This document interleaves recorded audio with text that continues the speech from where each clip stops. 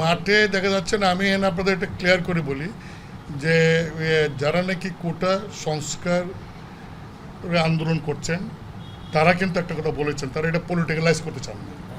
তারা চান না যে পলিটিক্যাল পার্টি তাদের সমর্থনে মাঠে যাক, কিন্তু তারা সমর্থন চান। সেই সমর্থন আমাদের চেয়ারম্যান শুরু থেকে দিয়ে আসছেন। শুধু শুরু থেকে না, পার্লামেন্টে যেদিন মানে শেষ হয় সেদিন কিন্তু আমাদের চেয়ারম্যান এই কোটা বিরোধী কোটা সংস্কারের বিষয়ে প্রায় 10 মিনিট তিনি বক্তব্য রেখেছেন।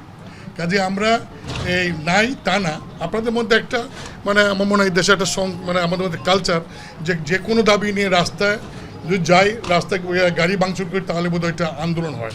আমরা সেটা মনে করি না। আমরা খুবই নিয়মতান্ত্রিক একটা দল, নিয়মতান্ত্রিক আন্দোলনে বিশ্বাস করি এবং আমরা পার্লামেন্টে জনগণের পক্ষে কথা আমরা তুলে ধরছি। এবং আপনারা দেখবেন জনগণের প্রয়োজন এখন সময় আসছে, আমরা মাঠেও আমাদের প্রয়োজনে আমরা কর্মসূচি দেবো এবং আজকে সেরকম সিদ্ধান্ত হয়েছে।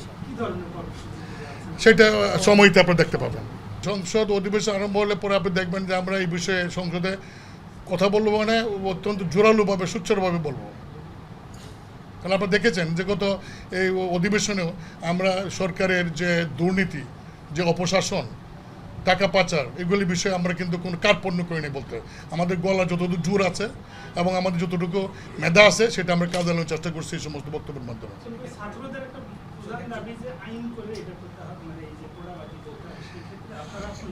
না, এটা আমরা একমত, এটাও আমরা একমত। কারণ এই যেটা নাকি আপিলের ডিভিশন থেকে যে রায় দেওয়া হচ্ছে সেখানে কিন্তু পর্যবেক্ষণে আছে যে এটা এক্সিকিউটিভ ইচ্ছা করলে তারা এটা তাদের বিষয়, নীতিগত বিষয়।